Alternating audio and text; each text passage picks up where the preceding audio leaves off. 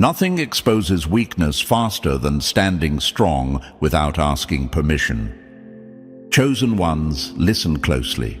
If your very existence seems to irritate certain people, if your calm feels like an insult, if your progress makes others restless, defensive, or outright hostile, then let me tell you something plainly.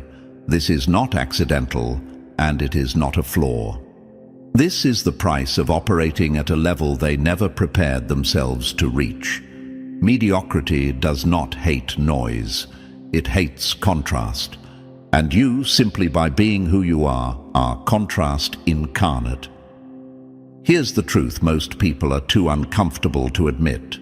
When you move through life grounded, focused, and unapologetically yourself, you don't just succeed quietly. You disrupt internal systems. You shake belief structures. You expose ceilings others pretended were the sky. And that doesn't just make people uncomfortable. It makes them angry, not because you attacked them, but because you refuse to shrink for them. You might be wondering, why me? Why does my silence provoke them? Why does my peace feel like a challenge?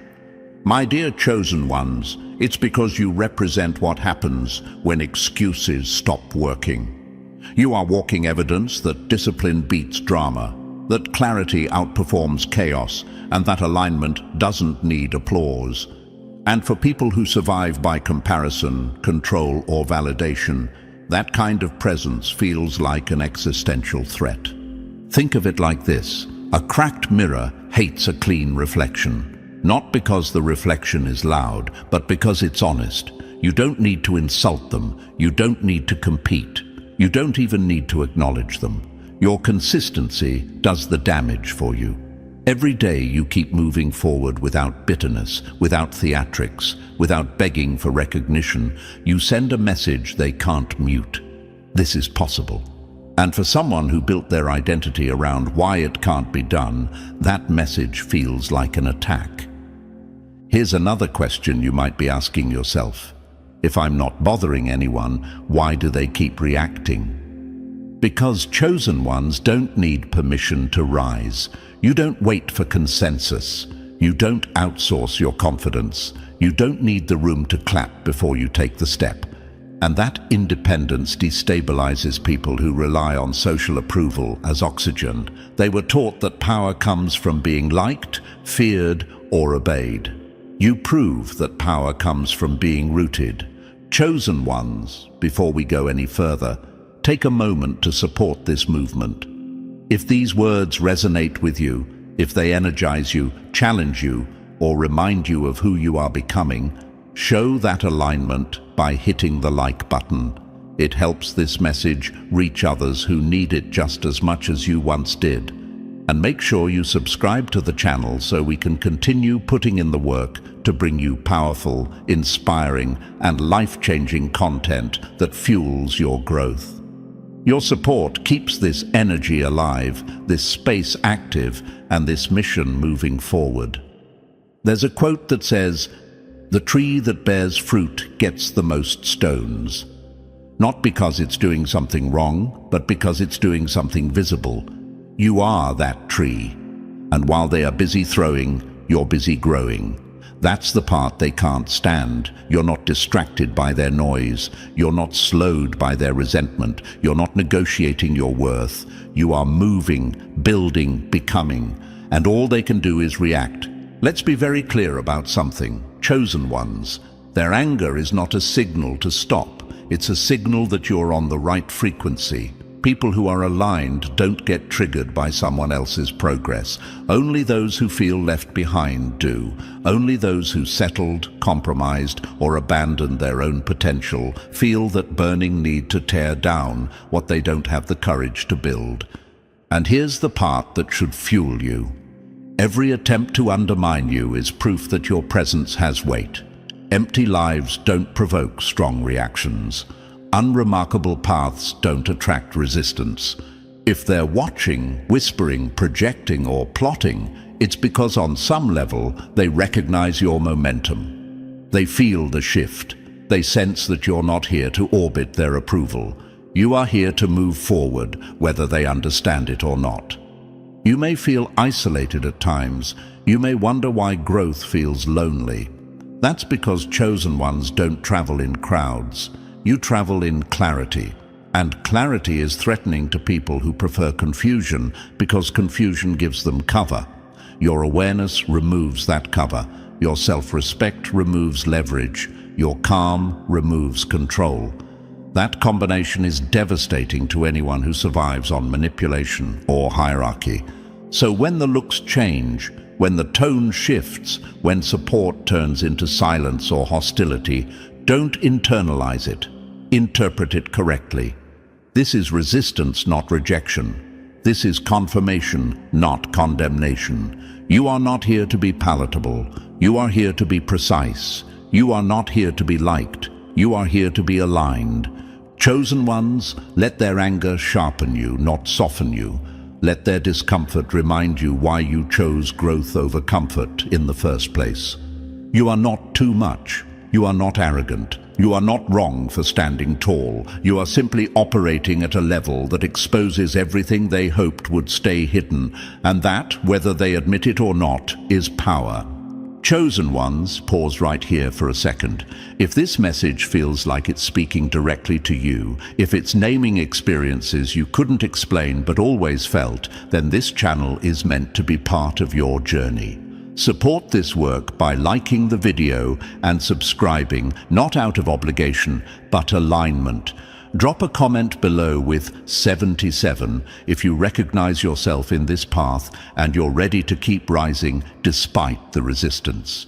Your engagement keeps this space alive and allows us to keep delivering sharp, energizing, and perspective-shifting content. And now, let's move forward, step by step, because if you truly are a chosen one, what comes next will feel uncomfortably familiar. Number 1. Your presence shatters the stories they tell themselves. You become the mirror they've been avoiding. Nothing angers a lie more than standing in front of the truth. My dear chosen ones, understand this clearly from the very beginning. You don't make your haters mad because you speak loudly, dominate rooms, or try to prove anything. You make them mad because you exist as a living contradiction to the stories they've been telling themselves for years. Your presence alone dismantles their comfort. Your life quietly questions their excuses. And that kind of pressure doesn't require confrontation, explanation, or effort. It happens automatically. Here's what's really going on beneath the surface. Many people survive by self-deception. They build mental fortresses around their insecurities, convincing themselves they are fine, that they've done enough, that circumstances were unfair, that effort wasn't worth it, that potential can wait. These stories aren't truth. They're anesthesia, and anesthesia works only until someone awake walks into the room. That's where you come in, chosen ones. When you move through life with discipline, clarity, and quiet confidence, you disrupt their internal balance. You don't argue with their beliefs. You don't challenge them directly. You simply live differently, and that difference is unbearable to someone who has settled. It's like turning on a light in a room where everyone agreed to sit in the dark and call it comfort. Suddenly, nothing feels safe anymore. You might wonder, why do they react so strongly when I've done nothing to them? Because your consistency exposes inconsistency. Your growth highlights stagnation. Your accountability makes their avoidance visible. You are not attacking them, but their ego experiences you as a threat because you represent proof. Proof that discipline works. Proof that growth is possible. Proof that excuses are optional. And for someone whose identity is built on avoidance, that proof feels violent. Think of it like this. A person who pretends they're healthy will resent the presence of someone who trains every day. Not because the athlete said anything, but because the athlete's body tells the truth without words. You are that kind of presence. Your habits, your boundaries, your refusal to indulge in chaos all speak louder than confrontation ever could. You don't need to criticize their choices. Your life already does. Chosen ones, this is why their anger feels irrational. It is. It doesn't come from logic. It comes from instinct. The human mind is wired to protect its identity at all costs. When someone shows up living beyond the limits they accepted, their psyche interprets it as danger. Not physical danger, but identity danger. If your life is possible, then their story collapses, and collapse is terrifying to anyone who built comfort on denial. Notice how often they project. They'll call you arrogant for having standards, cold for having boundaries, lucky for having results, difficult for not playing along. These labels are defenses. They're attempts to reduce the discomfort you create by existing fully. It's easier to insult the mirror than to clean your face. And my dear chosen ones, you are the mirror they keep trying to crack. You don't have to explain yourself. You don't have to soften your growth. You don't have to apologize for becoming more than what was expected of you. Their discomfort is not your responsibility. In fact, it's your confirmation. Every time your calm triggers chaos, every time your silence triggers gossip, every time your progress triggers resentment, it's evidence that you are touching a nerve they hoped would stay numb. Ask yourself this: if you were truly insignificant, would they react this strongly? If your path didn't challenge something inside them, would they be this invested in your movement? The answer is obvious. Indifference is reserved for the irrelevant. Resistance is reserved for impact. Chosen ones, understand the power in this. You are not here to convince anyone. You are here to embody what happens when excuses lose power. Your life is the receipt. Your consistency is the argument. Your peace is the verdict. And no matter how much they twist narratives or manipulate perception, reality keeps siding with you because reality doesn't negotiate. So when you feel the tension shift in a room, when conversations change after you leave, when people become passive-aggressive, competitive, or dismissive, don't internalize it. Interpret it correctly. You've activated the mirror. You've reminded them of what they postponed, avoided, or abandoned. And that reminder hurts more than any insult you could ever deliver. Chosen ones, let this fuel you. Not with arrogance, but with precision. Not with anger, but with momentum. You are not responsible for protecting other people from the truth your life represents. Keep moving, keep building, keep aligning.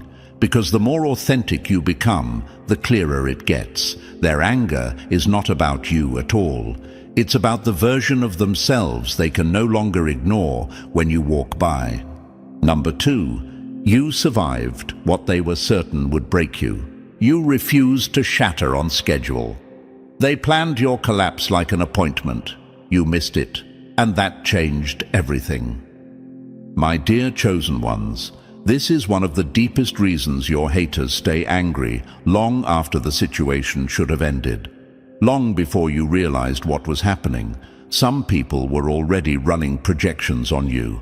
They studied your background, your struggles, your setbacks, your moments of doubt. They decided where you would fail. They assumed the exact pressure point where you'd finally give in, give up, or give way. In their minds, your breaking point wasn't a possibility, it was a certainty. And you were supposed to arrive there right on time, but you didn't. That's what broke them. There are people who believe life is a game of leverage.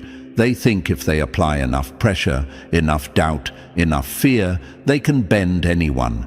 They see resilience as temporary and strength as performative. So they wait, they poke, they test, they escalate. They tell themselves, just a little more and they'll crack. But with every wave you survived, with every season you endured, something unexpected happened. You stayed standing. Chosen ones, you need to understand how destabilizing this is to people who rely on prediction and control. They had a blueprint for your failure, a mental script where you were supposed to fall apart exactly when the weight became unbearable. They expected exhaustion to turn into surrender, pain to turn into bitterness, pressure to turn into obedience. Instead, you adapted. You adjusted, you learned, and you kept moving. That wasn't part of their plan. They weren't prepared for someone who could be pushed and not break, bent and not snap, challenged and not retreat. Every time you walked away intact, it exposed something they didn't want to see. Their influence had limits, and nothing enrages a controlling mind more than realizing their reach ends before your spirit does. You might ask yourself, why does it still bother them? Why do they keep bringing up the past, the struggle, the moments I should have fallen? Because they invested emotionally in your collapse. They needed it to happen to validate their worldview. Your failure was supposed to confirm that resilience has an expiration date, that pressure always wins, that people eventually submit. When you didn't, their certainty turned into confusion. Confusion turned into fear, and fear turned into anger. Think about it this way. If someone bets everything on the idea that storms destroy structures and then watches you walk out of a hurricane stronger, they don't celebrate your survival. They question their entire belief system. You are that contradiction. You are the variable that ruined their calculations. The equation no longer balances because you didn't follow the rules they assumed governed everyone. Chosen ones, this is why their reactions feel extreme, delayed, or disproportionate. They're not responding to the present. They're reacting to the past that didn't go according to plan. They replay moments where you were supposed to break and can't reconcile the fact that you didn't. Every unshaken step you take now reminds them that they lost control long ago. And make no mistake, control is currency to them. It's how they measure worth, power, and relevance. When control fails, their identity feels threatened. They don't just lose influence over you. They lose confidence in their understanding of how the world works. And instead of questioning themselves, they direct that discomfort toward you. You didn't survive quietly either. You grew. You sharpened. You became more aware, more grounded, more self-directed. You started seeing through narratives they hoped would confuse you. You stopped reacting the way they expected. You stopped playing the role they assigned. And that evolution hit harder than any confrontation ever could. By refusing to break, you sent an unspoken message. My life does not belong to your expectations. My timing is not yours. My limits are not yours. My endurance is not yours to define. And for people who assumed ownership over your outcome, that message is infuriating. Chosen ones, understand this clearly. Your resilience wasn't accidental. It wasn't luck. It wasn't coincidence. It was choice layered on choice. Moment after moment where you decided not to fold, not to disappear, not to let pain rewrite your identity. And every one of those choices stripped power away from people who thought they held it. So if they're still angry, still watching, still trying to provoke a reaction, take it as confirmation. You outlived their expectations. You outgrew their blueprint. You survived a version of reality where you were supposed to fail. And nothing makes a hater madder than realizing the story they told about you never came true, because you refused to break when everything said you should have. Number 3, you operate from a core they can't access or influence. You answer to yourself, and that breaks their grip. Nothing terrifies a controller more than someone who doesn't need permission. Chosen ones, this is where their frustration turns into panic, not irritation, not jealousy, panic. Because the moment they realize you cannot be controlled, influenced, or steered, their entire strategy collapses. Most people live by external signals: approval, fear, pressure, incentives. They adjust themselves based on rewards and consequences handed out by others. That's how they survive. And they assume everyone else does the same. That assumption is exactly why they hate you. You move differently. Your decisions don't come from threats or praise. Your emotions don't rise and fall based on who's watching. Your direction isn't dictated by trends, rules, or expectations. You operate from an internal command center they cannot access. And the moment they notice that nothing they say or do moves you, they feel exposed. Here's the uncomfortable truth. People who try to control others usually lack control over themselves. They manage their anxiety by managing people. They manipulate outcomes to feel safe. They coerce behavior to feel powerful. Control is their coping mechanism, so when they encounter someone whose actions come from inner authority instead of external pressure, it short-circuits their entire worldview. You might notice how they test you. They'll try flattery first, then subtle pressure, then guilt, then criticism, then escalation. They cycle through tactics the way someone bangs on a locked door, convinced the next hit will work. But you don't open, you don't react, you don't bend, and every failed attempt doesn't just frustrate them, it reveals them. Chosen ones, this is why their reactions often seem excessive. They're not responding to what you did. They're responding to what didn't work. Your calm is not passivity, it's sovereignty. Your silence is not weakness, it's self-command. And when someone realizes they have no leverage over you, they feel naked. Ask yourself this: why do people who are secure rarely try to control others? Because control is compensation, and you remove the need for compensation by being internally anchored.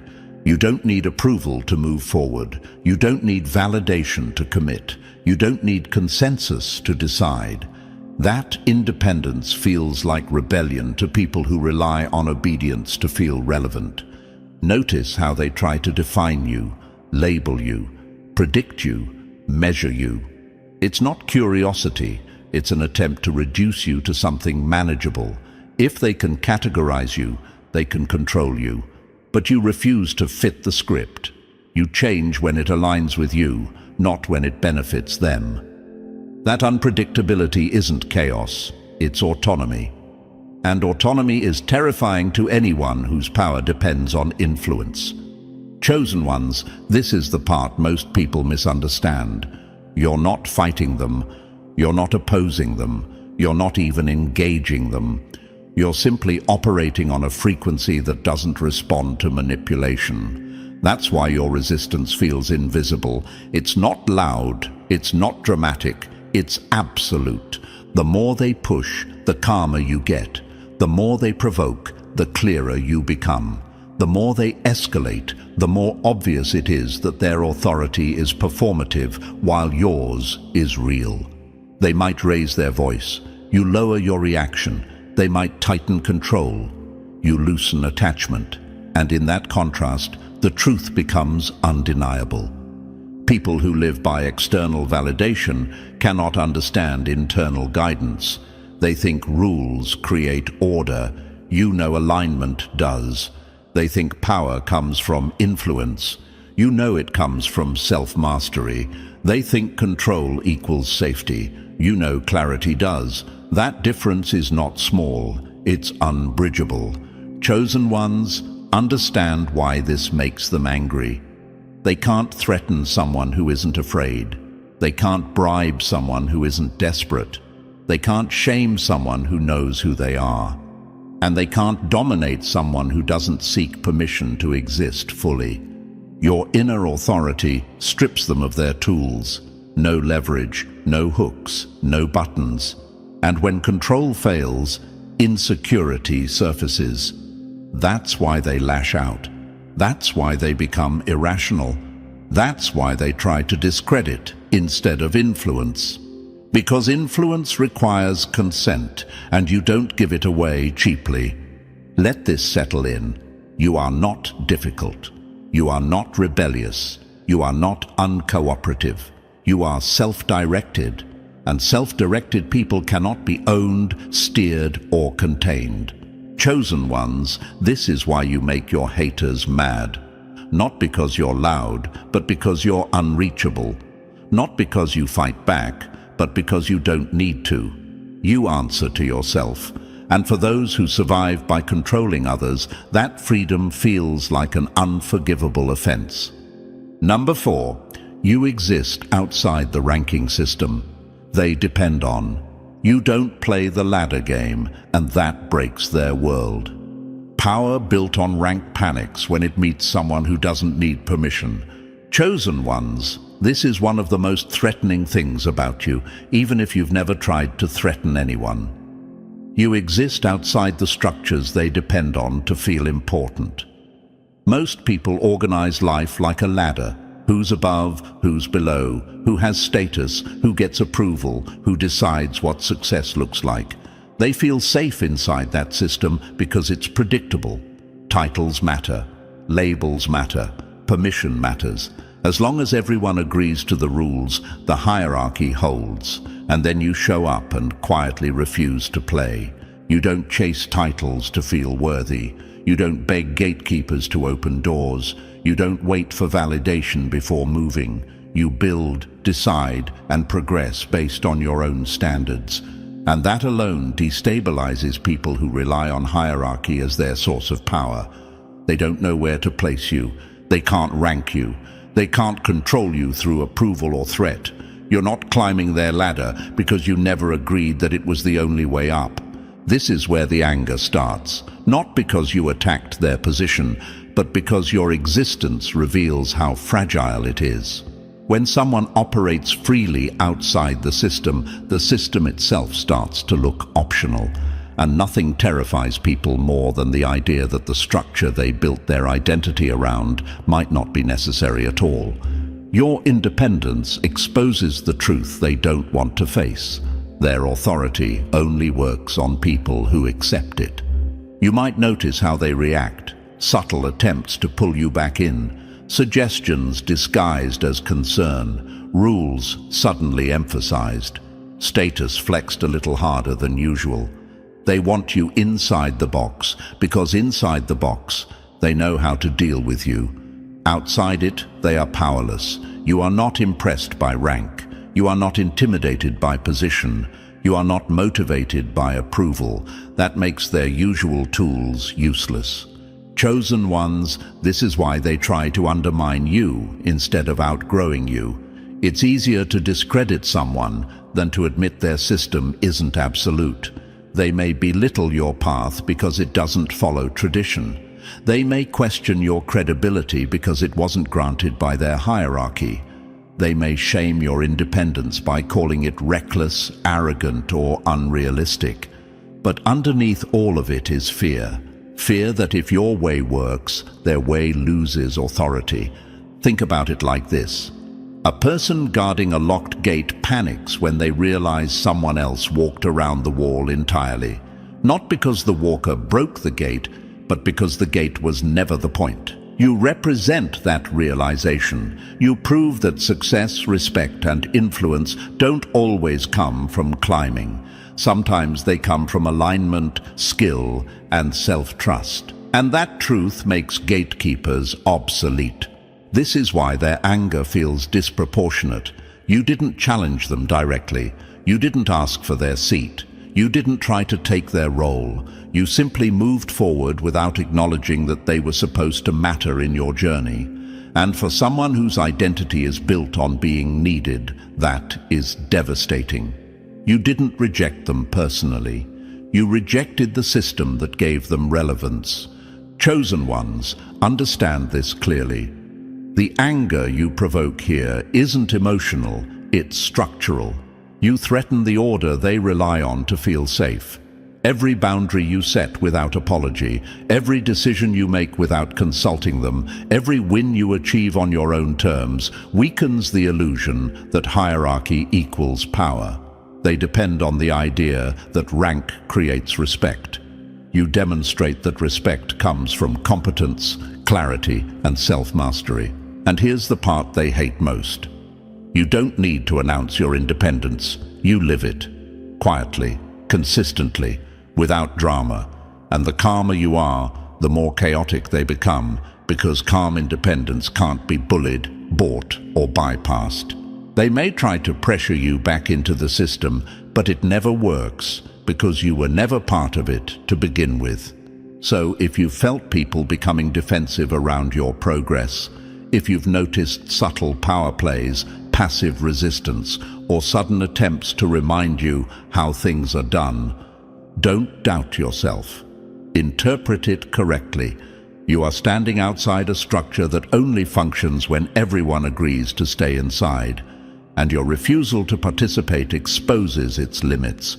Chosen ones, you don't just defy their hierarchy, you reveal its weakness, and that is exactly why your presence makes them furious. Number 5. You awaken the life they abandoned. Nothing enrages regret more than watching someone live the life you were too afraid to choose. Chosen ones, this is one of the deepest, most explosive reasons your presence makes certain people furious, and it has very little to do with envy alone. You don't just succeed, you awaken something in them that they buried years ago. When you move through life with intention, discipline, and clarity, you don't just shine, you expose the ghost of who they could have been. And that confrontation is brutal. There are people who didn't fail because they lacked ability. They failed because they stopped choosing themselves. They took the safe route, the quiet compromise, the path that required the least resistance. Over time, those small compromises stacked up into a life that feels smaller than what they once imagined. Then you appear, not perfect, not untouched by struggle, but fully engaged, fully alive, fully responsible for your direction. And suddenly, the lie they've been telling themselves collapses. You see, mediocrity survives on distraction. As long as no one nearby is living boldly, it's easy to pretend that settling is wisdom and fear is practicality. But you don't allow that illusion to survive. Every boundary you enforce, every risk you take, every moment you choose growth over comfort acts like a spotlight on everything they postponed. You don't need to announce your ambition. Your movement does that for you. Chosen ones, they aren't angry because you're better than them. They're angry because you remind them of who they were before they convince themselves to stop trying. You embody the courage they talked themselves out of, the discipline they delayed, the clarity they avoided because clarity demands responsibility. Facing you means facing the truth. The door didn't close. They walked away from it. You might ask yourself, why does my progress feel like a personal insult to them? Because your progress destroys the comfort of excuses. When someone has built their identity around, I couldn't because, and you show up doing it anyway, the excuse dies. And when excuses die, accountability is next. That's the moment anger shows up, not as logic, not as reason, but as defense. Watch closely and you'll see it. They'll minimize your achievements. They'll call it luck, timing, privilege, or obsession. They'll pretend you're extreme for being consistent, unrealistic for being ambitious, or selfish for choosing yourself. These labels aren't about you, they're armor. If they can reduce your journey, they don't have to confront their own stagnation. The truth is, chosen ones, you don't even need success to trigger this reaction. Authentic effort is enough. The willingness to take ownership is enough. The moment you stop outsourcing responsibility and start steering your life, you become a walking reminder that potential is meant to be used. And that reminder burns for people who turned their back on theirs. There's a quiet despair that lives inside people who know deep down that they settled. They may never admit it out loud, but they feel it when they see you. Your independence forces comparison. Your discipline exposes indulgence. Your purpose makes their routines feel hollow. And instead of rising to meet that discomfort, many choose resentment. It's easier to attack the mirror than to rebuild the self. Chosen ones, understand this clearly. You are not responsible for their anger. You did not create their regret. You simply refuse to inherit it. And that refusal is powerful. Your life sends a message without words. It's not too late to choose growth, but it is uncomfortable.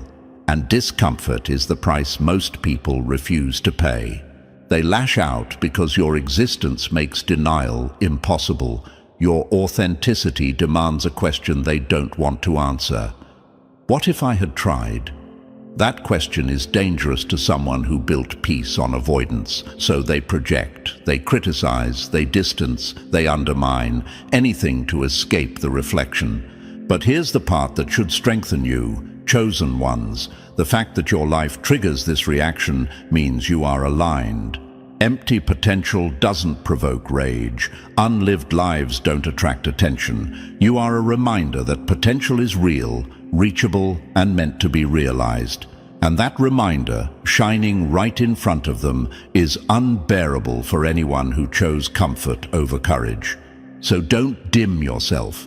Don't soften your growth to make others comfortable. Don't question your path because it unsettles people who stopped walking theirs. Your responsibility is not to protect others from the truth your life represents. Your responsibility is to keep going. Because every step you take forward proves one thing beyond debate. Potential ignored becomes regret, and potential honored becomes power. Number 6, you don't applaud effort. That barely exists. You don't clap for scraps or bow to bare minimum effort. Nothing exposes entitlement faster than silence where applause was expected. Chosen ones, this is one of the most underrated reasons you make your haters furious, and it cuts deeper than insults ever could. You refuse to perform gratitude for what should have been standard. You don't exaggerate appreciation for crumbs. You don't applaud effort that barely exists. And you don't participate in the unspoken theater where people expect loyalty, praise, or emotional debt in exchange for doing the absolute minimum. Most people live by a quiet, manipulative agreement. They give just enough attention, just enough support, just enough approval to keep others dependent, and in return, they expect exaggerated gratitude, public validation, and emotional submission. For them, gratitude isn't appreciation, it's leverage. It's how they maintain control, inflate their importance, and rewrite the narrative to make themselves look generous. And then you show up. Chosen ones, you don't play that game. You don't overreact. You don't perform emotional gymnastics.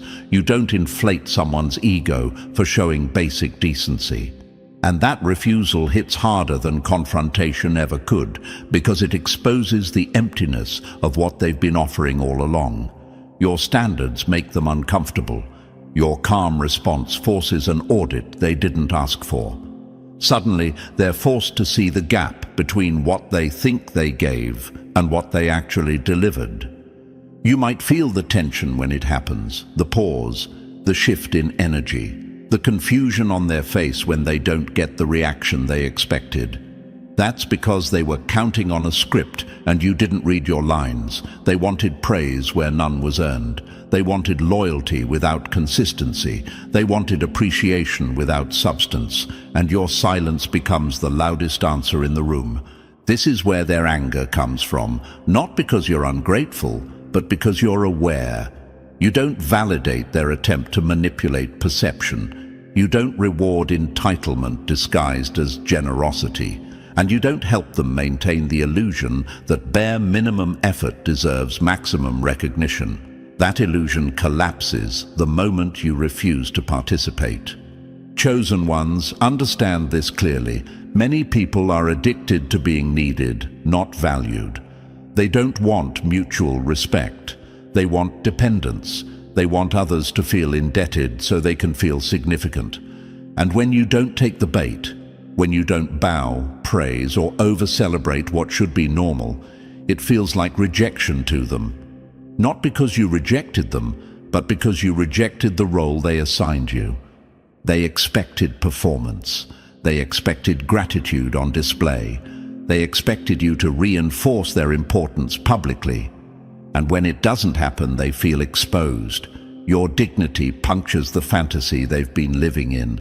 Suddenly, they can't deny that what they offered was small, incomplete, or conditional. Your response, or lack of exaggerated response, highlights the truth without you ever saying a word. This is why they lash out.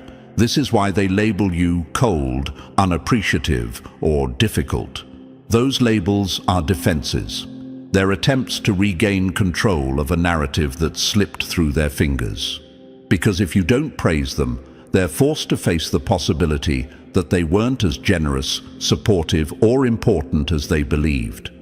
Chosen ones, this isn't about refusing gratitude. It's about refusing to endorse mediocrity with your energy. You understand that appreciation is meaningful only when effort is meaningful. You understand that value is not determined by expectation, entitlement, or manipulation.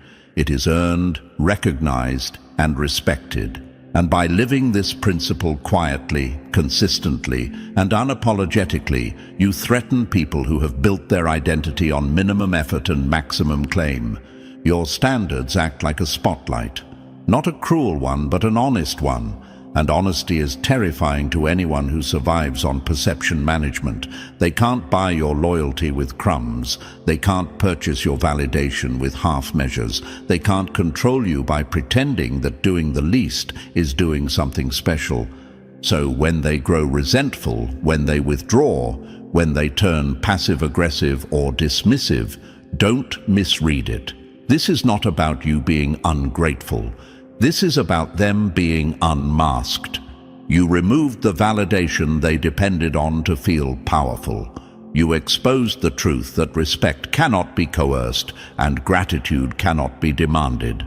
Chosen ones, hold your standards. Keep your dignity. Let your calm be your boundary. Because the fact that you don't clap for scraps proves something they can't stand to admit. Your value, your self-respect, and your alignment are not for sale, and that realization makes people who live on entitlement absolutely furious. Number 7, your growth exposes what they've refused to face. Your healing makes their neglect impossible to hide. Nothing angers avoidance more than someone who chose to heal. Chosen ones, this is one of the deepest reasons you provoke quiet rage in others, and it has nothing to do with competition, status, or words exchanged. It's about contrast. When you face your pain instead of running from it, when you do the uncomfortable internal work instead of burying it, you become living evidence that healing is a choice. And for people who built their entire identity around avoidance, that evidence feels like exposure. There is a particular kind of anger that lives inside people who refuse to confront their wounds. It's not loud at first. It simmers, it waits, it disguises itself as sarcasm, dismissal, or indifference. And the moment you walk into their space, grounded, self-aware, and emotionally regulated, that anger wakes up. Not because you said anything, but because your presence disrupts the story they've been telling themselves, that time alone heals, that pain fades on its own, that effort isn't necessary. Chosen ones, you didn't just survive hardship. You processed it. You reflected. You learned. You took responsibility for your inner world. And that's what makes them uncomfortable, because they did the opposite. They buried emotions under distraction. They numbed themselves with routine, validation, or blame. They convinced themselves that ignoring pain was the same as overcoming it. Then you appear, calm under pressure, clear in your boundaries, steady in your reactions, and suddenly their stagnation becomes visible. You might ask, why does my emotional stability irritate them so much? Because stability reveals instability. Your composure highlights their volatility. Your self-respect highlights their self-betrayal. Your growth highlights the years they lost, pretending they were fine. You are not reminding them of what you went through. You are reminding them of what they didn't do about it. This is why their reaction often feels unfair or disproportionate. You didn't criticize their coping mechanisms. You didn't lecture them about healing. You simply changed, and change is threatening to anyone who stayed the same to avoid discomfort. Your evolution silently asks a question they don't want to answer. If you could do this, why didn't I? And instead of facing that question honestly, many people choose anger. Notice something important, chosen ones. Your healing is not performative. You don't announce it. You don't demand recognition for it. You don't dramatize your past to gain sympathy. It shows up in how you respond instead of react, in how you walk away instead of explode, in how you choose peace over proving a point. That quiet transformation is devastating to those who rely on appearances because it cannot be imitated or faked. They feel it when conversations don't pull you into chaos anymore. They feel it when their usual emotional hooks stop working. They feel it when you refuse to engage in cycles you've already outgrown. And that loss of access infuriates them. Not because you hurt them, but because you healed yourself beyond their reach. Chosen ones, your inner work exposes the truth that many people avoid for a lifetime. Pain unaddressed doesn't disappear, it calcifies. It hardens into bitterness, resentment, and projection. When you heal, you don't just move forward, you shine a light backward. You illuminate the cost of neglect. And for someone who has invested years into not looking inward, that light feels unbearable. This is why they may minimize your progress, mock your growth, or accuse you of being different as if it's a flaw. Difference is the point. You chose responsibility over denial. You chose growth over familiarity. You chose self-awareness over survival mode. And every time you act with clarity, you show them what accountability looks like in motion. Understand this clearly, chosen ones. Their anger is not proof that you did healing wrong. It's proof that healing works. You are standing where they told themselves they would stand someday, except someday never came because avoidance always delays transformation. Your life makes that delay visible. So when they lash out, when they grow distant, when their tone shifts around you, don't question your path. Interpret it accurately. You are not triggering their wounds. Their wounds were already there. You are triggering their awareness of neglect. And awareness, for someone who avoided it for years, feels like loss of control. Keep going, chosen ones. Your healing is not loud, but it is undeniable. And that undeniable truth is exactly why those who refuse to heal find your presence so hard to tolerate. Number 8. You refuse to be defined, owned, or contained. You refuse to wear their label or live inside their cage. Nothing enrages a controller faster than realizing what they're trying to own has already chosen itself. My dear chosen ones, this is one of the deepest reasons your haters lose composure around you, even when you say nothing at all. You can't be owned, you can't be branded, you can't be claimed. And for people who move through life treating relationships, loyalty, and influence like property, that realization hits like a psychological dead end. They don't know what to do with someone who refuses to belong to their narrative.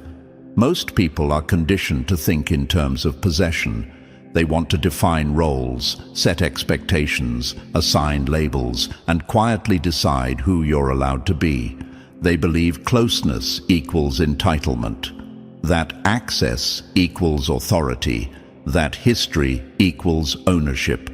And when you don't play along, when you refuse to let your identity be reduced to their comfort zone, something inside them snaps, because you just broke a rule they never told you about but fully expected you to obey. Chosen ones, you live by internal principles. Your decisions don't need approval. Your direction doesn't need consensus. Your worth doesn't fluctuate based on who recognizes it.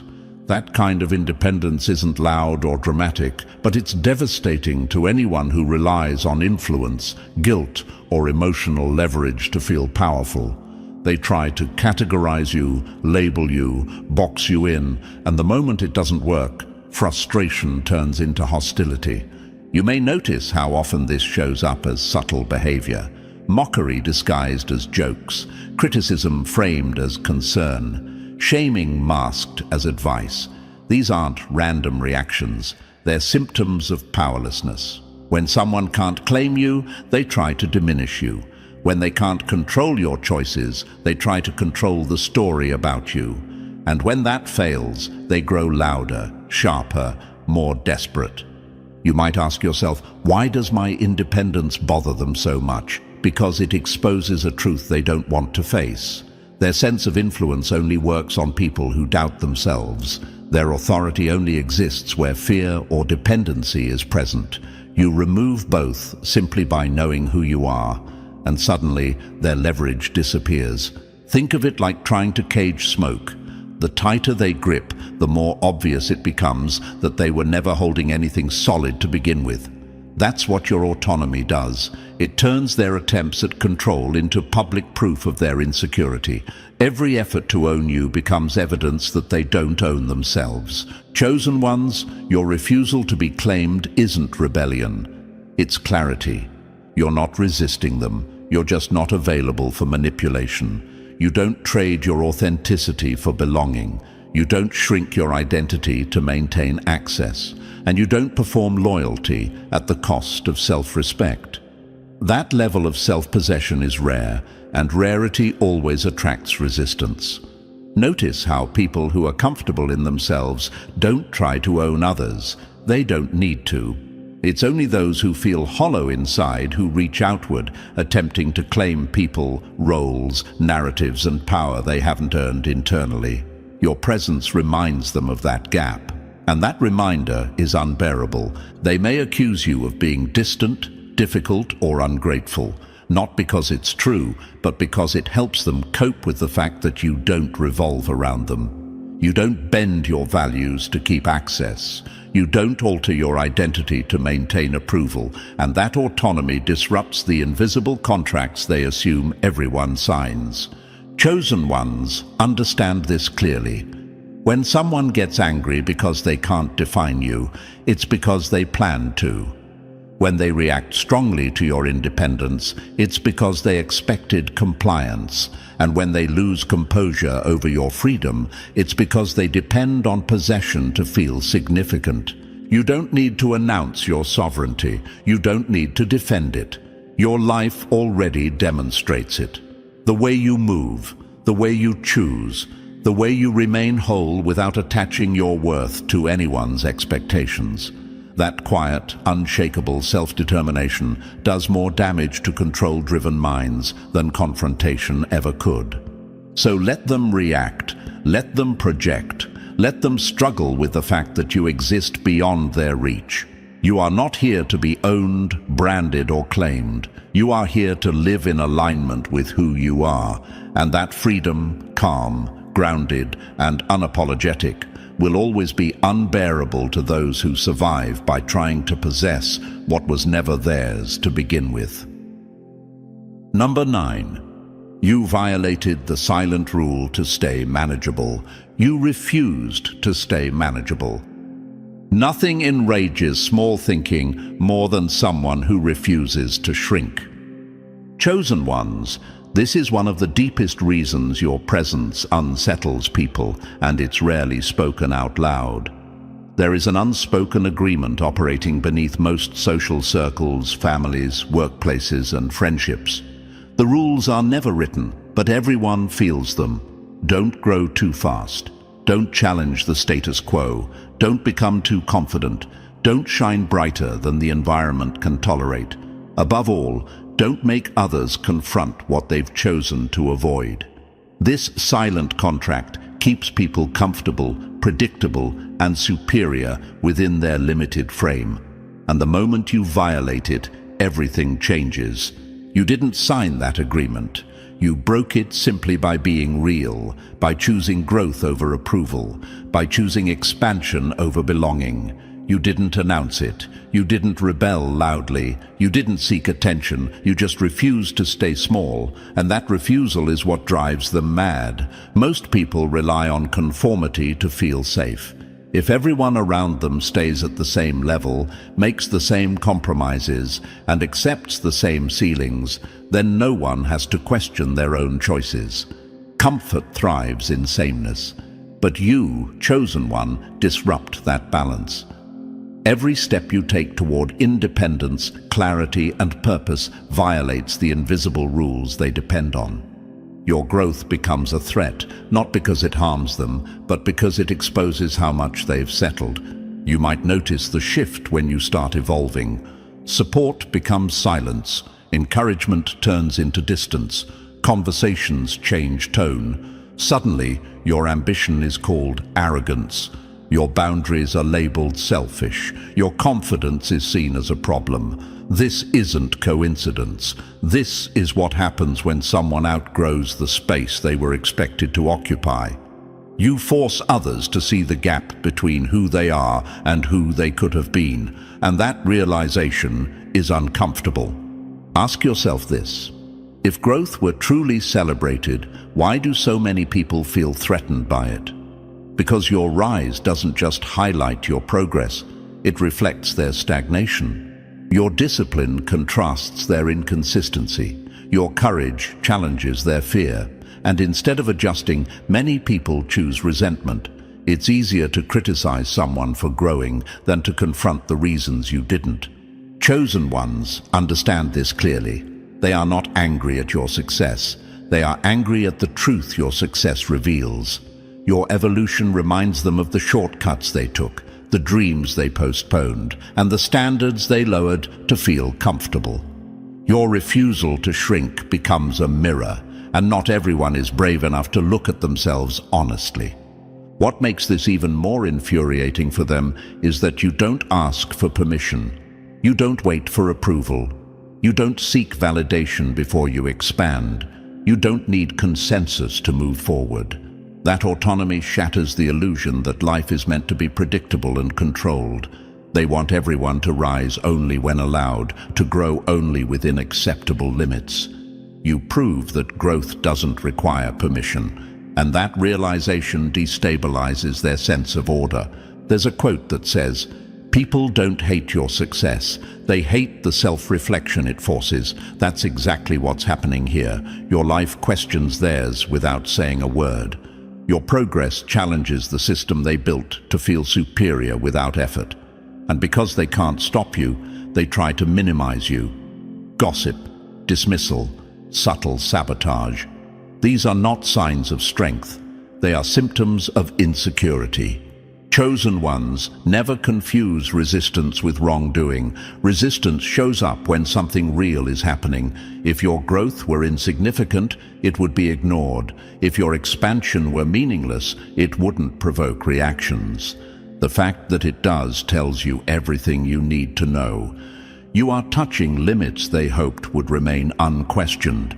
By refusing to stay small, you demonstrate a powerful truth. Life is not about fitting into someone else's comfort zone. It's about alignment.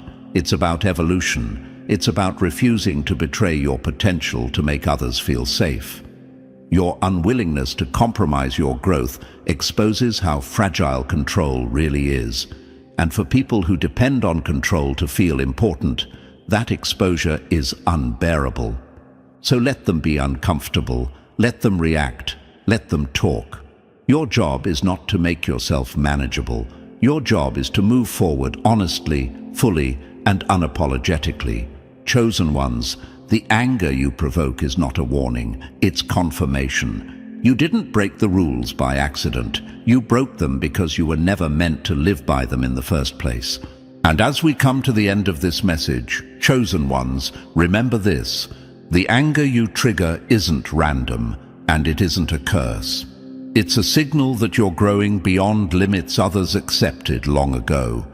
You are not here to be small, silent, or convenient. If this resonated with you, support the message by liking the video and subscribing to the channel so we can keep delivering content that sharpens your mindset and fuels your rise. Drop 77 in the comments if you recognize yourself in this journey and share this with someone who needs this reminder today.